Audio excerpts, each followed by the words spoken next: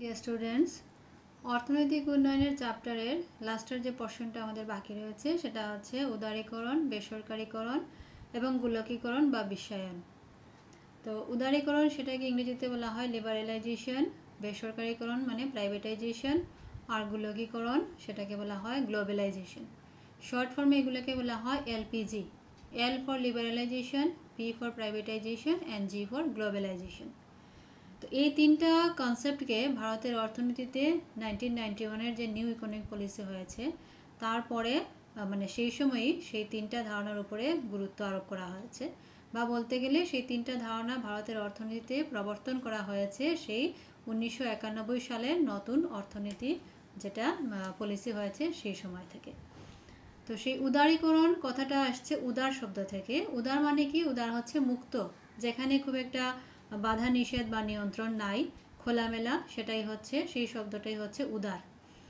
তো এখানে কি হয়েছে যে ভারতের অর্থনীতিতে 1991-এর যে ইকোনমিক পলিসি হয়েছে সেই সময় উদারীকরণ নীতিটাকে ফলো করা হয়েছে বা সেটাকে প্রবর্তন করা হয়েছে।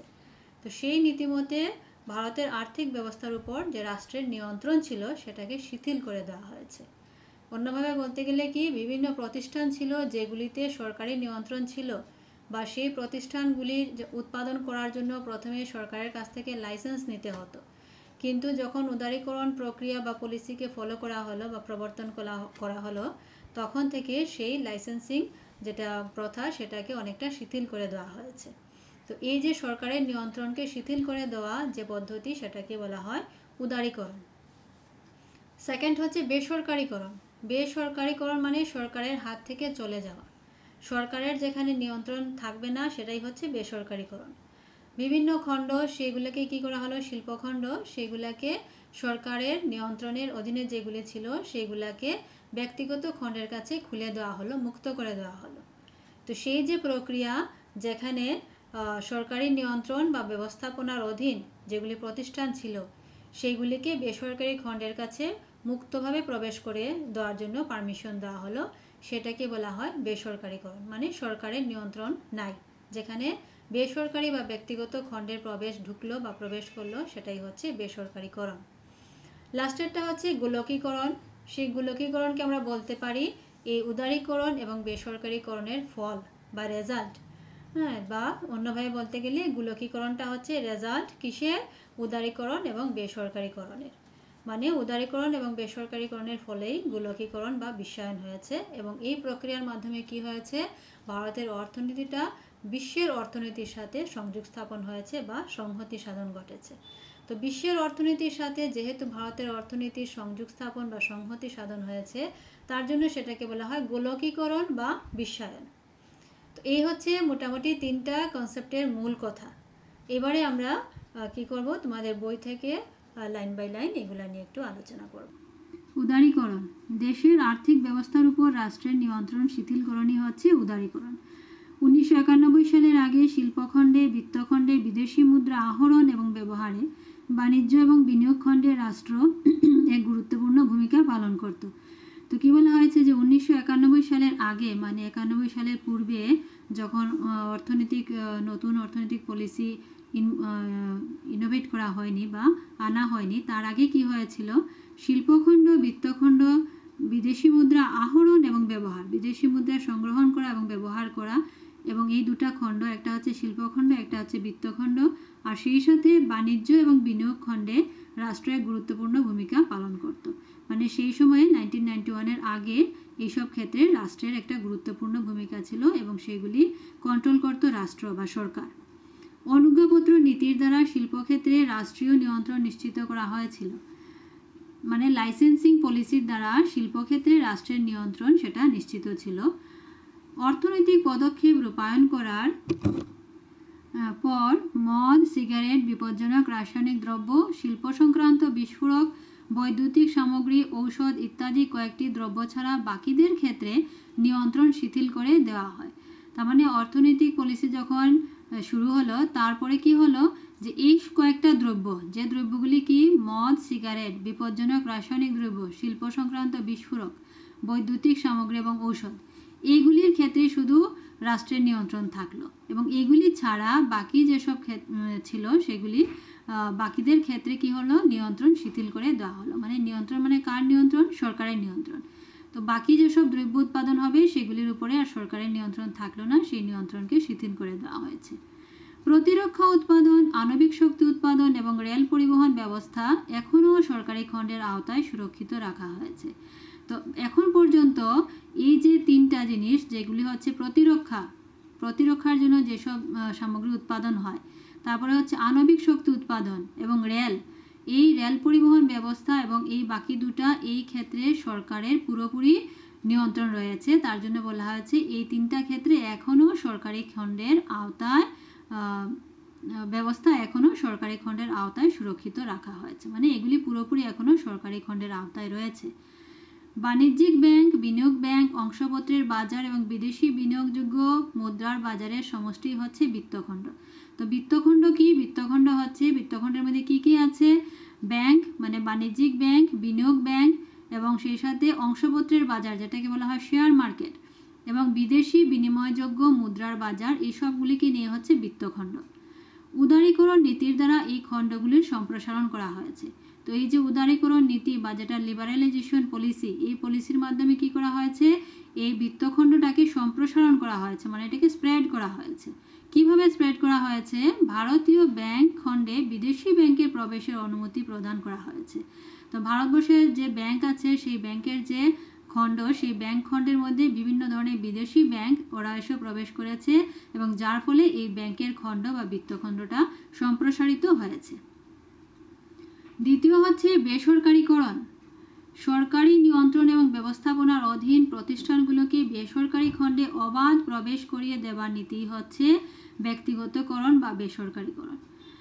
সরকারি নিয়ন্ত্রণ এবং ব্যবস্থাপনার অধীন প্রতিষ্ঠানগুলোকে, যেগুলি প্রতিষ্ঠান আগে সরকারের নিয়ন্ত্রণে ছিল, সেই প্রতিষ্ঠানগুলোতে কি হয়েছে? বেসরকারি খণ্ডে অবাধ প্রবেশ করিয়ে দেওয়ার নীতি হচ্ছে ব্যক্তিগতকরণ বা বেসরকারীকরণ। তো সেই প্রতিষ্ঠানগুলোকে ব্যক্তিগত খণ্ডের কাছে দিয়ে দেওয়া হয়েছে এবং তার জন্য এই ব্যবস্থা বা নীতিটাই হচ্ছে বেসরকারীকরণ বা ব্যক্তিগতকরণ।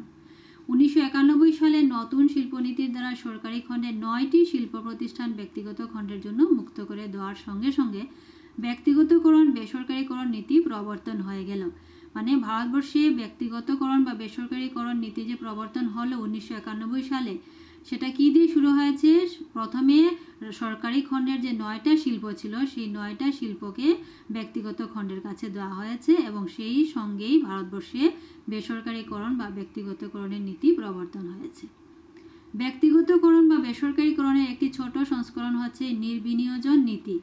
সরকারি খণ্ডের প্রতিষ্ঠানের অংশপত্র মানে শেয়ার, সরকারি খণ্ডের যেসব প্রতিষ্ঠান আছে এগুলির শেয়ার যখন কোনো ব্যক্তিকে ক্রয় করার অনুমতি দেওয়া হয়, যখন কোনো একজন ব্যক্তি বিশেষকে যখন সেই শেয়ারকে কেনার জন্য অনুমতি দেওয়া হয়, তখন তাকেই বলা হয় নির্বিনিয়োজন নীতি বা তখন বলা হয় কি নির্বিনিয়োজন কার্যকরী হয়। অর্থাৎ প্রতিষ্ঠানটির সমগ্র মূলধন সরকারের কাছ থেকে সংগ্রহ না করে ব্যক্তিগত খণ্ড থেকেও সংগ্রহ করা হয়। তো এটা হচ্ছে বেসরকারীকরণ। প্রথমে আমরা পেয়েছি লিবারালাইজেশন বা যেটাকে বলা হয় উদারীকরণ, তারপরে পেলাম আমরা বেসরকারীকরণ, আর এবার হচ্ছে গোলকীকরণ বা বিশ্বায়ন। তো লাস্টেরটা কি সেটা আমরা দেখি, যেখানে গোলকীকরণ বা বিশ্বায়ন মানেটা কি, যে প্রতিটি দেশের অর্থনীতির সঙ্গে বিশ্বের অন্যান্য দেশের অর্থনীতির সংযোগ স্থাপন বা সংহতি সাধন করাটাই হচ্ছে গোলকীকরণ বা বিশ্বায়ন। তো গোলকীকরণ বা বিশ্বায়ন হচ্ছে যখন একটা দেশের অর্থনীতি বিশ্বের অন্যান্য দেশের অর্থনীতির সাথে যখন সংযোগ স্থাপন হয় বা সংহতি সাধন করে, তখনই সেই প্রক্রিয়াকে বলা হয় গোলকীকরণ বা বিশ্বায়ন। গোলকীকরণকে উদারীকরণ বা বেসরকারীকরণের পরিণতিও বলা যায়, যেটা আমি আগে বলেছি যে গোলকীকরণটা হচ্ছে বেসরকারীকরণ এবং উদারীকরণের ফল বা রেজাল্ট, এবং তার ফলে কি হয় গোলকীকরণ আসে, তাই বলা হচ্ছে গোলকীকরণ হচ্ছে উদারীকরণ এবং বেসরকারীকরণের পরিণতি। যে দেশের রাষ্ট্র পৃথিবীর অন্যান্য দেশের সঙ্গে সংযোগ স্থাপনের প্রতি আগ্রহী নয়, সেই রাষ্ট্র অন্তর্মুখী নীতি অবলম্বন করেছে বলতে হয়। মানে কি, যদি বিশ্বের মধ্যে কোনো রাষ্ট্র থাকে যে অন্যান্য দেশের সাথে কোনো সংযোগ স্থাপন করতে চায় না, তখন সেই রাষ্ট্রকে বলা হয় সে অন্তর্মুখী, এবং বলা হয় কি যে অন্তর্মুখী নীতি অবলম্বন করেছে। এই নীতিকে অর্থনৈতিক বহির্বাণিজ্যহীনতাও বলা হয়। তো এ ধরনের যখন কোনো একটা দেশ অন্য দেশের সাথে ব্যবসা বাণিজ্য করতে রাজি হয় না, সে তার নিজের মধ্যেই সীমাবদ্ধ থাকে, তখন সেটাকে বলা হয়, সেই অর্থনৈতিক নীতিকে বলা হয় বহির্বাণিজ্যহীনতা। গোলকীকরণ বিভিন্ন দেশের মধ্যে দূরত্ব হ্রাস করে। তো যখন গোলকীকরণ হয়, মানে এটার বিপরীত যখন হয়, বহির্বাণিজ্যহীনতা যখন থাকে না, তখন কি হয়, গোলকীকরণ হয়, মানে একটি দেশের সাথে অন্য দেশে ব্যবসা বাণিজ্য চলে, এবং যার ফলে কি হয়, বিভিন্ন দেশের মধ্যে দূরত্ব হ্রাস করে, মানে কমে যায়, দূরত্বটা কমে যায়। একটি দেশ আরেকটির সাথে একটি দেশ অন্য একটি দেশের সাথে মিলে যায়, ব্যবসা বাণিজ্য করে, আদান প্রদান চলতে থাকে, এবং তার জন্য বলা হয় কি, যে বিভিন্ন দেশের মধ্যে দূরত্ব হ্রাস পেয়েছে, এবং একটি সীমান্তহীন বিশ্বের দিকে রাষ্ট্রগুলির যাত্রা শুরু হয়। প্রযুক্তিবিদ্যার, বিশেষ করে ইন্টারনেট অতিমাত্রায় ব্যবহারের ফলে গোলকীকরণের প্রক্রিয়া বেশি ক্ষিপ্র হয়ে পড়েছে। তো আমরা সবাই এখন তো ইন্টারনেট ব্যবহার করি। ইন্টারনেট ব্যবহার করার ফলে কি হয়, আমরা ঘরে বসেই সমগ্র বিশ্বের কোথায় কি হচ্ছে, সামাজিক, রাজনৈতিক, অর্থনৈতিক সমস্ত ক্ষেত্রে কি হচ্ছে না হচ্ছে, সব কিছুই আমরা ঘরের মধ্যে বসেই খবর পেয়ে যাই অতি অল্প সময়ের মধ্যে। তাই বলা হচ্ছে যে সেই ইন্টারনেট ব্যবহারের ফলে কি হয়েছে, গোলকীকরণের প্রক্রিয়া বেশি ক্ষিপ্র হয়ে পড়েছে, মানে খুব ফাস্ট হয়ে পড়েছে। বহির্মুখিতা প্রতিযোগিতার বাতাবরণ বা আবহাওয়া সৃষ্টি করে। এই বাতাবরণ গ্রাহক এবং উৎপাদক দুই শ্রেণীকেই লাভান্বিত করে। যারা গ্রাহক এবং যারা উৎপাদক, এই দুই শ্রেণীকেই এই যে ইন্টারনেটের ফলে কি হচ্ছে, বহির্মুখিতা প্রতিযোগিতা সৃষ্টি হয়েছে, এবং যার ফলে দুটা শ্রেণী লাভবান হচ্ছে। গোলকীকরণের ফলে যেন রাষ্ট্রীয় স্বার্থের ব্যাঘাত না ঘটে বা কোনো সংকট উৎপন্ন না হয়, গোলকীকরণ প্রক্রিয়ার অন্তর্গত হয়ে কোনো দেশই নিজের অর্থনৈতিক ক্ষমতার সঙ্গে ভাষা, সাহিত্য, সংস্কৃতি ইত্যাদি বিসর্জন দেওয়া উচিত নয়। তো গোলকীকরণ হলো, ঠিক আছে, সমগ্র বিশ্ব একটা মানে বলা হয় যে বর্ডারলেস ওয়ার্ল্ডে পরিণত হয়ে গেল, কিন্তু যার ফলে কি করতে হবে, কোনো দেশই তার নিজস্ব ভাষা, সংস্কৃতি বা সাহিত্যকে ভুললে হবে না, সেটাকে বিসর্জন দিলে চলবে না। রাষ্ট্রীয় স্বার্থ অক্ষুণ্ণ রেখে গোলকীকরণের সুফলগুলো লাভ করা যায়। তো কি বলা হচ্ছে, যে রাষ্ট্রীয় স্বার্থ, নিজের দেশের স্বার্থকে অক্ষুণ্ণ রাখতে হবে, সেটাকে ছাড়লে হবে না, সেটাকে অক্ষুণ্ণ রেখে গোলকীকরণের যে সুফল আছে সেগুলিকে লাভ করলেই সবচেয়ে ভালো। এবারে আমরা দেখব যে ভারতের যে অর্থনৈতিক সংস্কারটা হয়েছে 1991 সালে, তার ফলে তার সুফল কি হয়েছে এবং তার কি কি সমস্যার সৃষ্টি হয়েছে। তো প্রথমে সুফলের মধ্যে দেওয়া আছে যে অর্থনৈতিক উন্নয়নের হার বৃদ্ধি হয়েছে। আমরা আগের ক্লাসে কি দেখেছিলাম, যে যখন 1991-এর সংস্কার হলো, অর্থনৈতিক সংস্কার, তার আগে ভারতের অর্থনীতির অবস্থাটা খুবই খারাপ ছিল, কিন্তু যখন সেই অর্থনৈতিক সংস্কার এলো 1991 সালে, তারপর থেকে কি দেখা যায়, যে ভারতের অর্থনৈতিক উন্নয়নের হার বৃদ্ধি পেয়েছে। এটা হলো একটা সুফল। দ্বিতীয় হচ্ছে পাইকারি মূল্যসূচি আগের তুলনায় হ্রাস পেয়েছে, অবশ্য খুচরো মূল্যসূচি সেই তুলনায় হ্রাস পায়নি। এটা হলো 2 নম্বর সুফল। 3 নম্বর সুফল হচ্ছে যে ভারতবর্ষের কেন্দ্রীয় ব্যাংক, রিজার্ভ ব্যাংকে জমা বৈদেশিক বিনিময়যোগ্য মুদ্রার পরিমাণ বৃদ্ধি পেয়েছে। তো 91-এর আগে কি হয়েছিল, যে ভারতের বৈদেশিক মুদ্রার একদমই কমে গিয়েছিল, বৈদেশিক মুদ্রা যেটা আমাদের কেন্দ্রীয় ব্যাংকে জমা থাকে সেটার পরিমাণ একদম কমে গিয়েছিল। কিন্তু 91-এর পরে দেখা গেল কি, যে কেন্দ্রীয় ব্যাংক, যেটাকে বলি আমরা রিজার্ভ ব্যাংক, সেখানে বৈদেশিক বিনিময়যোগ্য মুদ্রার পরিমাণ অনেকাংশে বৃদ্ধি পেয়েছে। এবারে হচ্ছে কি কি সমস্যার সৃষ্টি হলো। প্রথমত, এর সংস্কার নীতি দ্বারা প্রতিযোগিতার প্রসার এবং তীব্রতা দুটোই বৃদ্ধি পেয়েছিল। বিভিন্ন ধরনের সামগ্রী বাজারে উপলব্ধ হতে শুরু করে। এই প্রতিযোগিতাকে সুস্থ করতে হলে জনসাধারণের ক্রয় করার ক্ষমতার পরিমাণ বৃদ্ধি করার প্রয়োজনীয়তা রয়েছে। তার মানে যে দেখা গেল কি, যে যখন অর্থনৈতিক সংস্কার হলো, তার ফলে বিভিন্ন ধরনের প্রোডাক্ট বাজারে এলো, এবং যার ফলে কি হয়েছে, প্রতিযোগিতাও বৃদ্ধি পেয়েছে, কিন্তু প্রোডাক্ট তো এসেছে বাজারে, ঠিক আছে, কিন্তু সেগুলোকে তো ক্রয় করার ক্ষমতা থাকতে হবে। তাই বলা হচ্ছে যে এই প্রতিযোগিতাকে সুস্থ করতে হলে জনসাধারণের ক্রয় করার ক্ষমতার পরিমাণটাকে বৃদ্ধি করতে হবে। এটা হলো প্রথম সমস্যা। দ্বিতীয় সমস্যা হলো পণ্যের মহান্ততা ভোগবাদী অর্থনীতির সৃষ্টি করলে তা নৈতিকতা বিনষ্টের কারক হতে পারে। মানে দ্রব্যের প্রতি বা সামগ্রীর প্রতি যদি আমরা মোহ হয়ে যায় বেশি, তখন কি হবে, যে অর্থনীতির সৃষ্টি হবে, ভোগবাদী অর্থনীতির সৃষ্টি হবে, তার ফলে সামাজিক নৈতিকতা নষ্ট হয়ে যাওয়ার চান্স একটা থাকে। তৃতীয়ত হচ্ছে গোলকীকরণের ফলে দেশ বা দেশের জনসাধারণের আত্মপরিচয় যেন ক্ষুণ্ণ না হয়।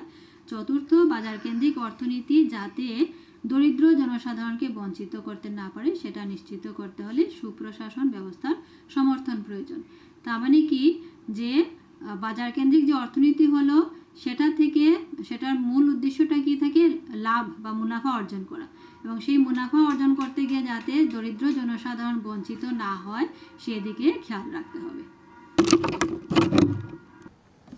আজকে আমরা অর্থনৈতিক উন্নয়নের চ্যাপ্টারটার উদারীকরণ, বেসরকারীকরণ, গোলকীকরণ বা বিশ্বায়ন এগুলো নিয়ে আলোচনা করলাম, এবং সেই সাথে ভারতের অর্থনৈতিক যে সংস্কার হয়েছে 91-এ সেটার সুফল কী বা এটাতে কী কী সমস্যার সৃষ্টি হতে পারে সেগুলো নিয়ে আমরা আলোচনা করলাম।